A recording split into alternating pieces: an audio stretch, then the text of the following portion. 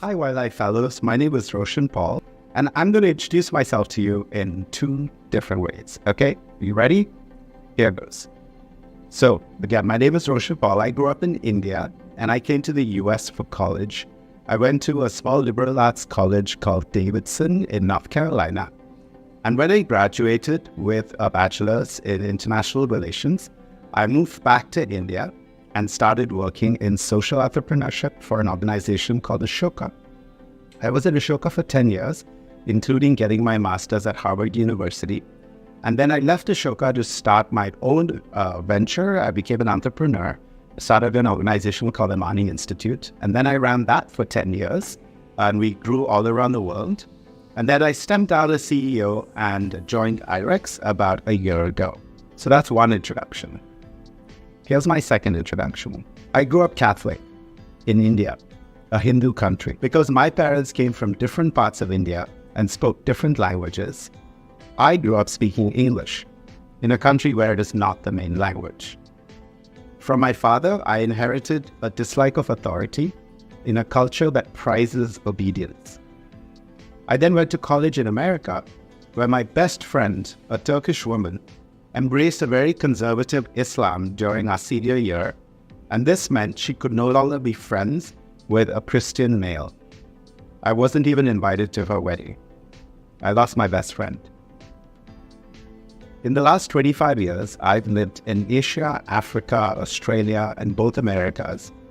I've always been a minority.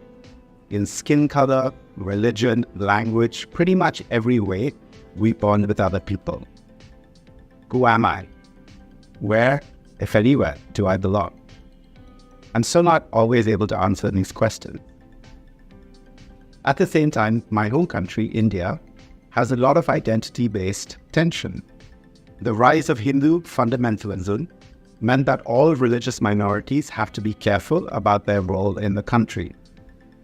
When I was 12, all our schools were closed for a month because the country was being torn apart by riots.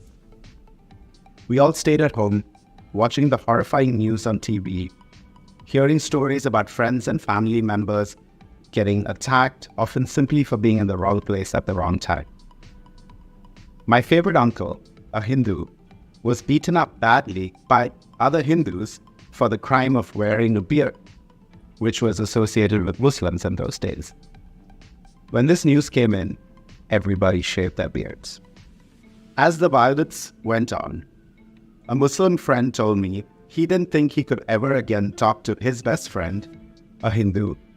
Forget about playing together every day like we used to do. We were 12. 9 years later, at the age of 21, I was in my last year of college, walking out of my French class one morning and walking over to a group of people clustered around a TV screen. And we watched as people jumped out of those gigantic buildings. We watched them fall, and then we saw the second tower collapse. I remember 9/11 like it was yesterday. I remember vividly the feeling that those few minutes had just contained the defining event of our adult lives. So in that final year of college, also the year of a global recession, with a job offer from a prestigious management consulting firm in my hand, I realized that nothing in a regular job would match the importance of solving social problems like preventing violence. And that was what my career, in fact my life, was going to be about. So that was my second story. So let me ask you a question. Which of those two types of introductions do you hear more often? I think most of you will say the first one. But which of those two introductions made you feel like you knew me better? I think most people have told me it's the second one. And that's what storytelling for leaders is all about.